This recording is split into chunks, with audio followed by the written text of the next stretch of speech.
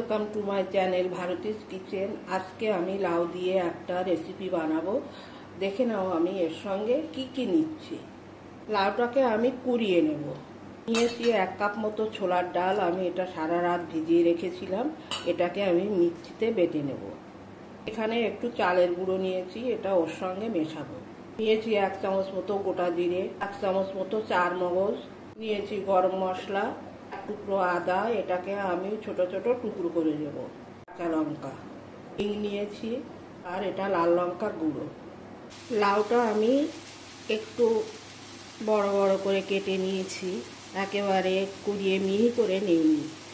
এবার এর জলটা আমি ঝরিয়ে নেব। জলটা আমি এইভাবে ঝরিয়ে নিচ্ছি। দেখো, এই দেখো, গামছার উপরে রেখেছি, রেখে এরকম জলটা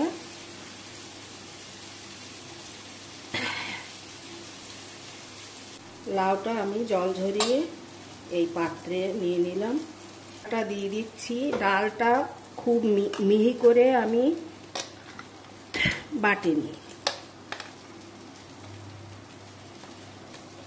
এখানে আমি এই ডাল বাটাটা নিয়ে নিয়েছি। এবার লাউটা দিয়ে দিচ্ছি।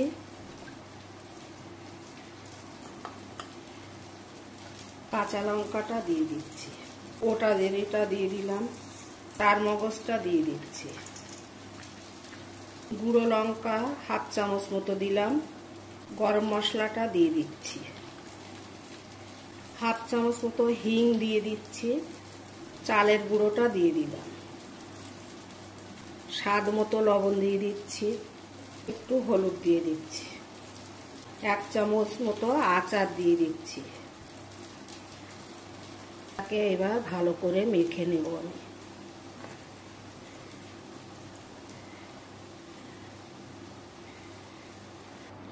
এর মধ্যে আমি 1 চামচ চিনি দিয়ে দিচ্ছি। মেখে নেওয়ার পরে ডোটার এরকম পর্যায়ে দাঁড়িয়েছে। এবার আমি এগুলোকে ভেজে ফেলব। কড়াটা বসিয়ে দিয়েছি, গরম হয়ে গেছে। আমি তেল দিচ্ছি, আমি সর্ষের তেলেই ভাজবো। তেলটা আমার গরম হয়ে গেছে, আমি এরকম করে দিয়ে দিচ্ছি। লাউয়ের রেসিপি আমি 2-3টে দিয়েছি। আজকে বানাচ্ছি লাউয়ের পকোড়া, সম্পূর্ণ নিরামিষ। লাল লাল করে ভাজবো,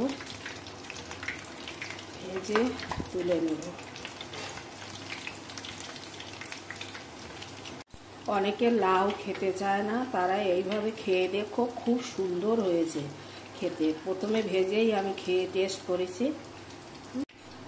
এগুলো কেমন দেখো, ফুলে ফুলে উঠেছে, চাপ দিলে দেবে যাচ্ছে। আমার হয়ে গেছে, আমার এগুলো ভাজা হয়ে গেছে। ঠিক এরকম লাল লাল করে ভাজতে হবে। এটা আমার কমপ্লিট। এবার আমি সবগুলো তুলে নিচ্ছি। আমার ভাজাটা কমপ্লিট। দেখো কত সুন্দর হয়েছে, বেশ মুচমুচেও হয়েছে।